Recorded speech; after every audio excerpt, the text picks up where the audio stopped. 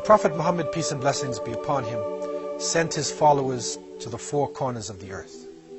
And over the centuries, there were high points for Muslims, and there were also low points. Muslims were kings and slaves.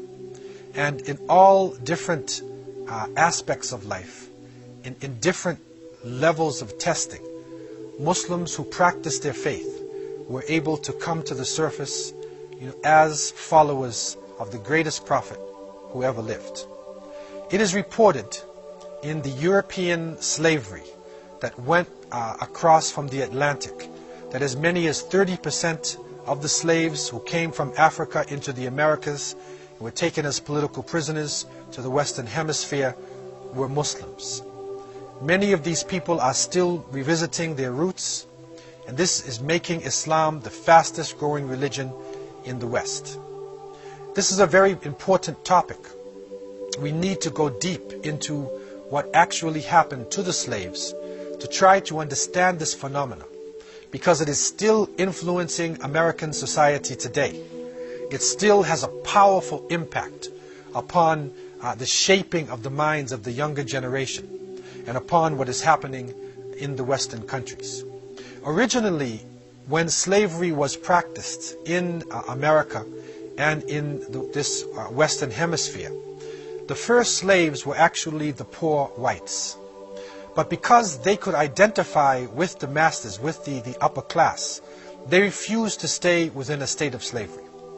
Slavery was then changed to the Red Indians, to the native people of America. But the native people were living on their land. And so they refused also to remain in slavery, and either they would sit down and refuse to move until they died, or they would fight to their death and they would escape. So the European colonialists at that time needed to have people who could easily be identified and also were familiar with the growing of cotton and sugarcane and living within a semi-tropical climate. And so they looked to the west coast of Africa to try to bring in slaves who would fit this role and who would propel the culture to give products for the industrial revolution that was about to happen. The first slaves were brought into the New World around 1518. And this was through the Portuguese and the Spanish, who gave out licenses in 1518. And then we find slaves coming in. After that point, we find then the Dutch, the British, the French, all of the colonial masters at the time were selling people as you sell chattel. And this slavery continued and increased until the point where millions of people were affected by it. And so we can say that through the slave trade and through what happened in what is called the Middle Passage in between Africa and the Americas, that millions of people actually met death and destruction, and Africa up until today has not recovered from this terrible genocide that went on. All tribes, all languages, all religions in West Africa were brought together and put onto the slave boats. Ashanti, Coromante, Yoruba, Igbo, Wolof. Amongst them were Muslims. Almost 1 in every 3 of the slaves being taken to America was Muslim. The Mandinka, the Fulani, the Hausa, and from the Yoruba and Ashanti, those who had accepted Islam also found themselves on the boat. In early America, it was also reported that some of the African people who were living in America had slaves, that they owned their own property. But in 1685, the Code Noir, the black laws were written, and in this divisive legislature that was passed, every person of African descent became a slave. And so, with no hope for freedom, resistance became a powerful message amongst the African slaves. And we find that many of the different nations, especially the Muslims, were leading the forces against the slave masters and the colonial regimes. And reports are coming, especially of Mandingos, which is the English way of saying Mandinka, from the Mande people. And we know that this is one of the largest language groups and cultural groups in West Africa. And they became the leaders of the resistance in many parts of the Caribbean and in South America. So we find, as some examples, in 1833, a female plantation owner, Gertrude Carmichael, she was living in St. Vincent and Trinidad in the Caribbean. She writes within her writings, and these are available today, that many Negro nations are not idolaters, but they are Mahometans. So she used this word Mahomet, which is a crusading word, a Middle Age terminology used for Muslims. Byron Edwards, in his famous History of the West Indies in 1794, he speaks about an old faithful Mandingo servant. And when he describes him, he said he never forgot his morning or evening prayer. And he used to chant in a very shrill voice, La ilaha illallah. There is no God but Allah. Robert Madden, a British magistrate who went to Jamaica during the time when slavery was being abolished, he discovered a society of Muslims living in Jamaica. And Robert Madden had traveled in Turkey and in some of the Islamic lands, so he learned to speak some Arabic. He knew how to greet Muslims and to open up a conversation in the Arabic language. So it is reported that he gathered together a group of the slaves who were about to be put into a higher level of life and to be manumitted from slavery. And he recognized something different about them. He could see that they were probably Muslims. So he greeted them in Arabic, and he said they would have recited the whole of the Quran if I did not tell them to be quiet. He also uncovered amongst them a wathiqa. He uncovered a document that was written in the Arabic language, and this wathiqa, or this document, became a very important piece, because what the document is speaking about, it is calling for jihad, and it becomes the basis of a great slave rebellion that happened in the years 1821 to 1822. Following this, we find that these Mandinka people are living throughout the Caribbean region. In Trinidad, the island of Trinidad, which is off the coast of South America, the Mandingo society is developed by the slaves, and this society is developed in order to free slaves, to take them out of bondage and to buy them, and to then allow them to live a free life. Also on the island of Cuba, there was a sizable population of Muslims. Again, Mandingo is a term which is being used for all of the Muslims. In Haiti, which is the French colony, known to be the first major revolution in the Western Hemisphere, between 1753 and 1757, one of the leaders of the great Haitian uprising was Macandal. And Macandal was a Muslim imam. He was a leader. He was a learned person. And he was part of the great revolution of Toussaint Louverture that happened in Haiti. In Suriname, which was the most dangerous colony of the Dutch in that region, and Suriname is what they call today also Dutch Guyana. So it falls in South America. The great revolt against the Dutch slave masters was being led by a general called Arabi, and his lieutenant was called Zamzam, like Zamzam water that we drink in Meccatul Mukarramah. So we find Arabic names being used by people throughout the region. In the Bahamas, who are so famous today for the beautiful beaches, you find on the island of Exuma, you find writings that show a large population of people. And the writings show that these were followers of Mahomet. Now, we know that this is a middle-age crusading term that is being used to describe Muslims. So what they were actually saying is that on the island of Exuma, this large portion of the population were Muslims living in the Bahamas. And so documentation like this is coming to the surface all over the Caribbean region.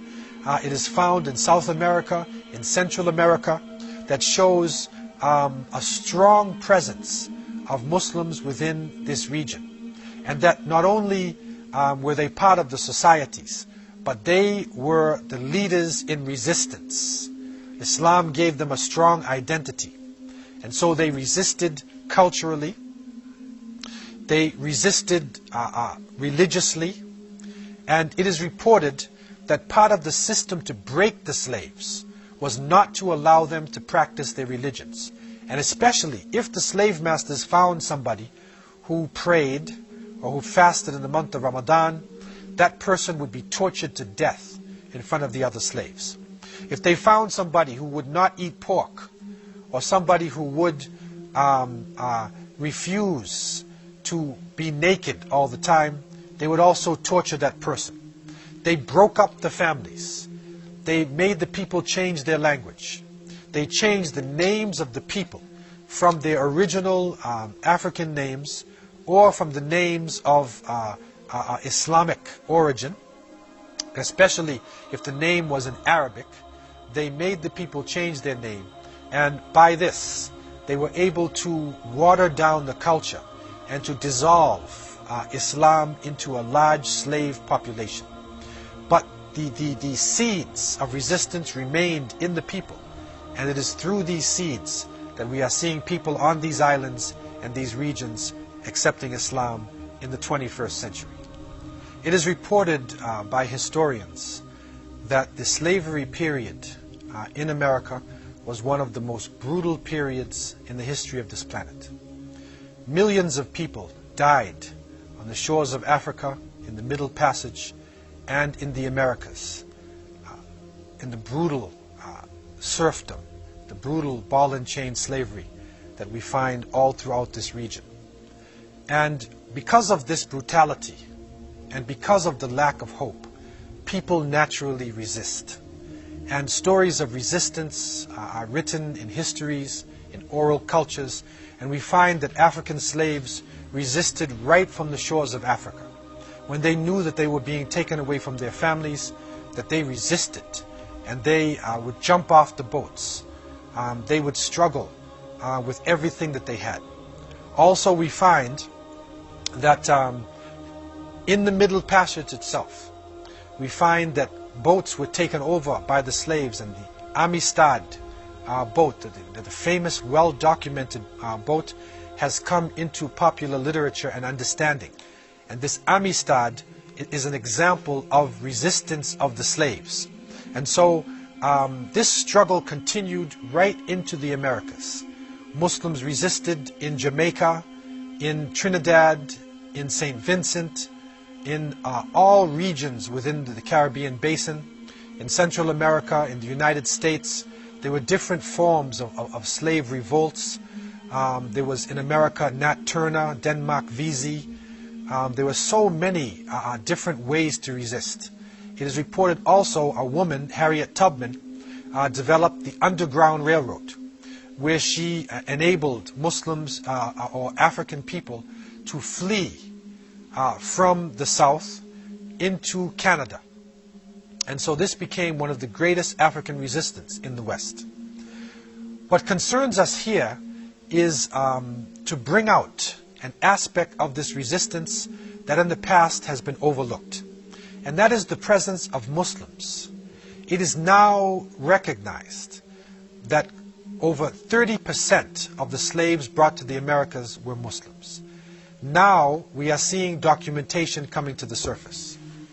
We are seeing that Muslims maintained their culture of writing Arabic, that they maintained the ability to express the Quran, to express their Islamic culture, even though they were in a state of slavery. one of the most well-documented resistances that happened in the West was the case of Brazil. Brazil was a Portuguese colony that was developed in the early part of the slavery period, and it was known for its high production in sugarcane. From 1540 to 1570, the Indians, the native people of Brazil, were used in order to deal with the sugarcane, but they couldn't handle the pressure, and this was their original land. So they refused to submit and either would die on the plantation or they would escape. And so Africans were brought from the Senegambia region, from Benin, coming down from Nigeria and that part of West Africa, and also from Angola. From the Senegambia region, there came the Wolof, the Mandinka, who had the very strong traditions within Islam, where you had great mujahideen, great strugglers in West Africa. Also from Benin, there were Hausa slaves, there were Ashanti, and there were Yoruba. And a sizable number of the Brazilian slaves also were in a state of Islam. They were described by the Portuguese as exceedingly spirited and resolute. They were also described as the most intelligent element amongst the imported Africans, because many of them could read and write the Arabic language. So amongst the slaves that came to Brazil, and this is a special phenomena that happened in Brazil, and we don't find it like this anywhere else in the Americas. There were a number of imams and teachers called malams amongst the slaves. And so they were able to unite the tribes, and they were able to actually concentrate themselves into Islamic communities. The main section of the Muslim population in Brazil was a province called Bahia. And in the Bahia section, the Muslims were well known for their personalities and the way that they conducted themselves. It is said that the Muslims would get up early in the morning, they would go to bed early, they lived a quiet life, they were very reserved in their conversations, they lowered their gaze, restrained their glances, they did not lie, they did not drink alcohol, they practiced polygamy, they had more than one wife. But one interesting aspect about the Muslims there, and it shows the strength of the imams, they did not allow the men to beat their wives. And so from that a culture develops, a culture of justice develops, and the women within the Islamic community of Brazil were powerful also and involved in the struggle. The imams and the malams, the teachers, were able to carry out the different Islamic rituals. They carried on the ceremonies of birth, of marriage, of janazah. They developed an independent system of thinking. And from this independent thinking, a type of collective leadership developed. And this leadership had the concept of Amir, where the masses of the Muslims related to their leader and were prepared to do anything if it was commanded by their leader in the name of Allah subhanahu wa ta'ala. And so in May 27th, 1807, the first revolt took place in Bahia. It was a powerful revolt, and the intention of this revolt was to kill the masters, poison the water system, and to return to Africa. But unfortunately, spies, weak-minded hypocrites, munafiqeen, in the ranks of the Muslims, gave the information over to the authorities, and the government then waited for the revolt, and just before it was about to take place, they suppressed it, and they killed the leaders. But they took some of the people who were involved in it and they put them on boats and they sent them back to Africa. The second major revolt was in 1814, between 1814 to 1816. This was a spontaneous revolt. It was not organized in the way of the first revolt. And because of this lack of organization and the spontaneous nature of the revolt, they were able to kill many of the masters, and they were able to capture certain sections of the land, but they were eventually put down, and many of their ringleaders were either killed or sent back to Africa.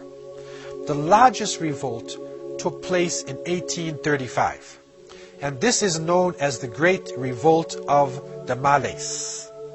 What is important to understand is that this revolt was led by Muslim scholars, and there were 10 Muslim scholars in particular who gathered together and who wrote different documents. They would send the wathiqa to the other people, and you can see a document here which is actually from Brazilian Muslims, written in the Arabic language. And so the leaders of these revolts came from different parts of West Africa. The well-known Sheikh Dandara was a Hausa Muslim. Sheikh Sanim was a Yoruba Muslim. Malam Abu Bakr Ahuna was also a Yoruba, and he was the most well-known person of the revolt. And also Malam Bilal, he was also Yoruba and a well-known person within the revolt. What happens now in this concentration, that we find a powerful force coming out of the Muslims. They literally had developed masjids. There were 20 known masjids in Salvador, which is like the capital of Bahia. And they gathered together within the masjids, and they established special meeting places, like diwans, or special places where they would gather together in order to discuss the revolt. And so, through these secret meetings and their connection with their Amir, and by communicating in the Arabic language and taking a special oath from the people, they were able to spread the word of a large revolt far and wide, and it was not detected by the authorities. They chose Ramadan as the date of the revolt. And but unfortunately, again, Munafiqeen came into the picture, and they informed the government authorities about this upcoming major revolt of the Malays that was to take place. Even so, a strong fight continued, and the Muslims were able to take the struggle all throughout the countryside.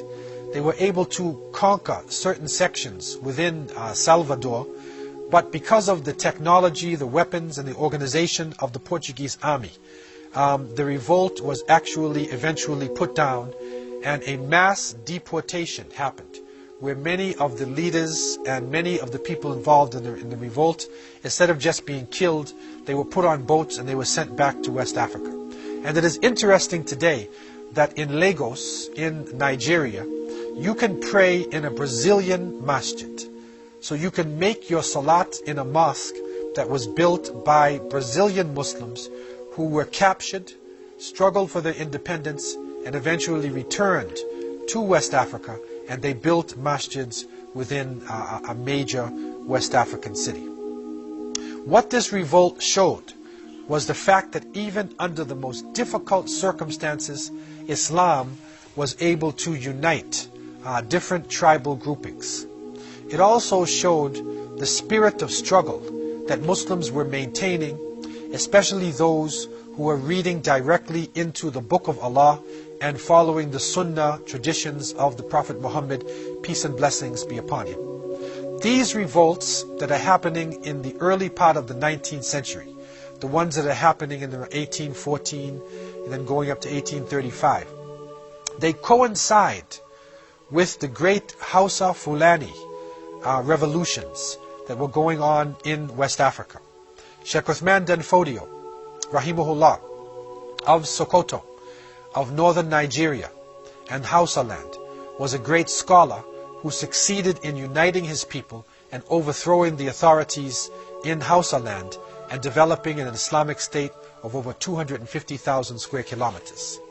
So the spirit of the Sheikh coming out of his literature, and the people who were captured and unfortunate in slavery still showed out, even though They were thousands of miles away in Brazil.